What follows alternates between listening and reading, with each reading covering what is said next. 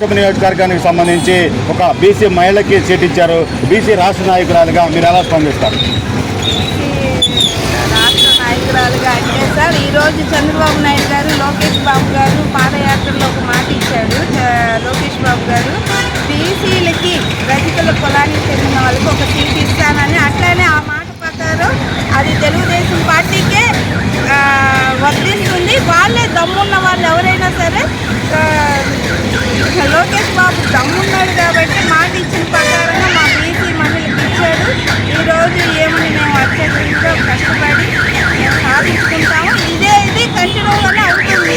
అంటే వేరే వాళ్ళని కాదు, సోదరులు ఉన్నారు, మళ్ళీ వాళ్ళు ఫీల్ అవ్వద్దు. మాకు బీసీలకు ఒక అవకాశం ఇచ్చాడు కాబట్టి రజకులకి మేము కావాలని అనుకుంటున్నాము. మేము కూడా ఒక చట్టసభల్లోకి వెళ్ళేసి మాకు కావాల్సినవి, మా బీసీలకి మా రజకులకి ఏమైతే కావాలో వాటి మీద పోరాడి మేము తెచ్చుకోవాలి. మేము మరి వెనుకబడిన వాళ్ళం కాబట్టి అనుకుంటున్నారు.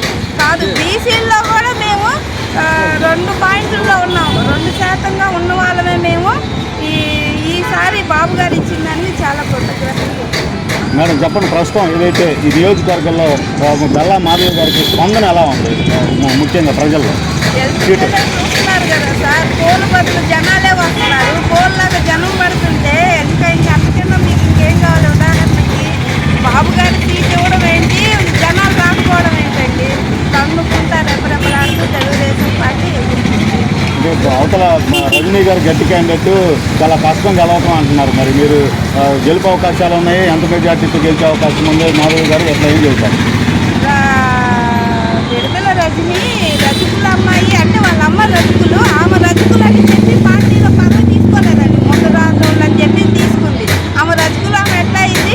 ఆమె ఈ రోజు కూడా నేను రజకులు పెట్టని అని చెప్పి రజకులకి ఏం చేయలేదు. ఆమె హెల్త్ మినిస్టర్గా ఉన్నా కానీ తనే మాకేం చేసి పెట్టలేదు. ఇప్పుడు కూడా ఆమె ఏం చెప్పుకోదు.